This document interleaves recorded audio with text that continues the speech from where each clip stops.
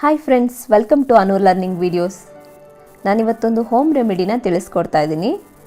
ಮಳೆಗಾಲ ಮತ್ತು ಚಳಿಗಾಲದಲ್ಲಿ ಕೆಮ್ಮು ಶೀತ ಹೆಚ್ಚಾಗಿ ಕಾಡುವಂಥ ಸಮಸ್ಯೆಗಳು. ಈ ಸಮಸ್ಯೆಗಳಿಗೆ ಉಪಯುಕ್ತವಾಗುವಂಥ ಹೋಮ್ ರೆಮಿಡಿನ ನಾನಿವತ್ತು ತಿಳಿಸ್ಕೊಡ್ತಾ ಇದ್ದೀನಿ. ನಾನು ತಿಳಿಸೋ ಈ ರೆಮಿಡಿ 2 ವರ್ಷ ಮೇಲ್ಪಟ್ಟ ಮಕ್ಕಳಿಗೆ ಮತ್ತು ದೊಡ್ಡವ್ರಿಗೂ ಸಹ ಕೊಡ್ಬೋದು. ಇದರಿಂದ ಯಾವುದೇ ಸೈಡ್ ಎಫೆಕ್ಟ್ಸ್ ಆಗೋಲ್ಲ. ನಾನು ಸಹ ಮನೇಲಿ ಇದನ್ನು ತುಂಬ ಸಲ ಟ್ರೈ ಮಾಡಿದ್ದೀನಿ ಮತ್ತು ಇದರ ಲಾಭ ಸಹ ಪಡ್ಕೊಂಡಿದ್ದೀನಿ. ಆದ್ದರಿಂದ ಈ ರೆಮಿಡಿನ ನಿಮಗೂ ತಿಳಿಸ್ಕೊಡ್ಬೇಕು ಅಂತ ಇವತ್ತು ಈ ವಿಡಿಯೋ ಮಾಡ್ತಾ ಇದ್ದೀನಿ. ಈ ವಿಡಿಯೋಗೆ ಹೋಗೋಕ್ಕೂ ಮುಂಚೆ ನೀವು ಇನ್ನೂ ನನ್ನ ಚಾನಲ್ಗೆ ಸಬ್ಸ್ಕ್ರೈಬ್ ಆಗಿಲ್ಲ ಅಂದರೆ ಪ್ಲೀಸ್ ಸಬ್ಸ್ಕ್ರೈಬ್ ಆಗಿ. ಹಾಗೆಯೇ ಪಕ್ಕದಲ್ಲಿರೋ ಬೆಲ್ಲೈಕನ್ನ ಕ್ಲಿಕ್ ಮಾಡಿ, ನನ್ನೆಲ್ಲ ಫ್ಯೂಚರ್ ವಿಡಿಯೋಸ್ ನಿಮಗೆ ಅಪ್ಡೇಟ್ ಆಗುತ್ತೆ. ಬನ್ನಿ ಈ ಹೋಮ್ ರೆಮಿಡಿಗೆ ಏನೇನು ಬೇಕು ಅಂತ ನೋಡ್ಕೊಳ್ಳೋಣ.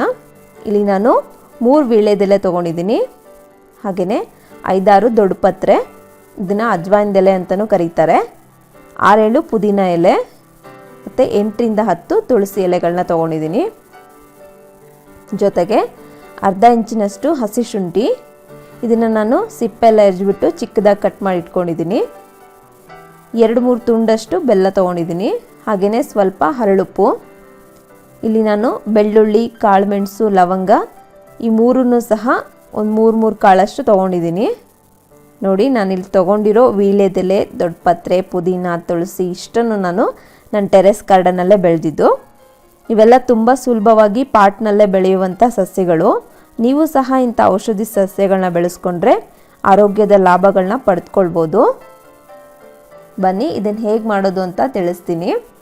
ನಾನು ತೋರಿಸೋ ಈ ಹೋಮ್ ರೆಮಿಡಿ ಈಗಾಗಲೇ ನಾನು ಹೇಳ್ದಂಗೆ ಚಿಕ್ಕವರಿಂದ ದೊಡ್ಡೋರವರೆಗೂ ಕೊಡ್ಬೋದು.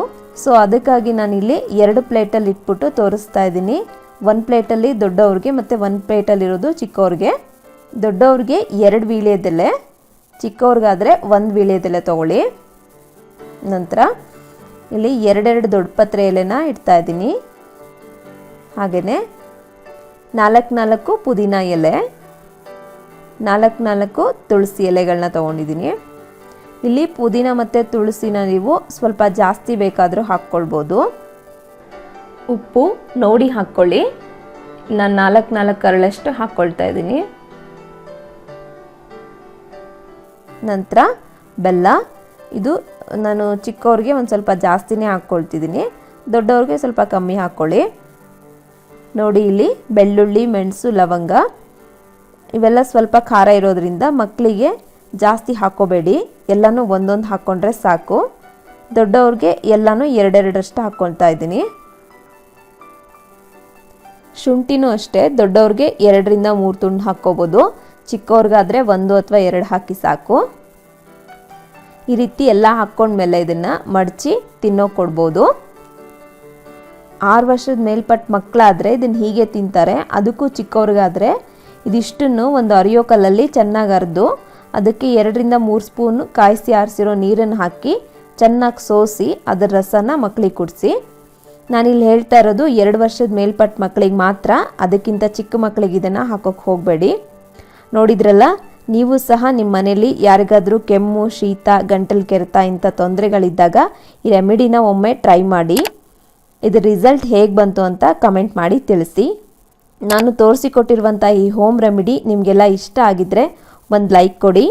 ಹಾಗೆಯೇ ಈ ವಿಡಿಯೋನ ನಿಮ್ಮ ಫ್ಯಾಮಿಲಿ ಮತ್ತು ಫ್ರೆಂಡ್ಸ್ ಜೊತೆ ಶೇರ್ ಮಾಡಿ. ನೀವಿನ್ನೂ ನನ್ನ ಚಾನಲ್ಗೆ ಸಬ್ಸ್ಕ್ರೈಬ್ ಆಗಿಲ್ಲ ಅಂದರೆ ಪ್ಲೀಸ್ ಸಬ್ಸ್ಕ್ರೈಬ್ ಆಗಿ. Thank you for watching.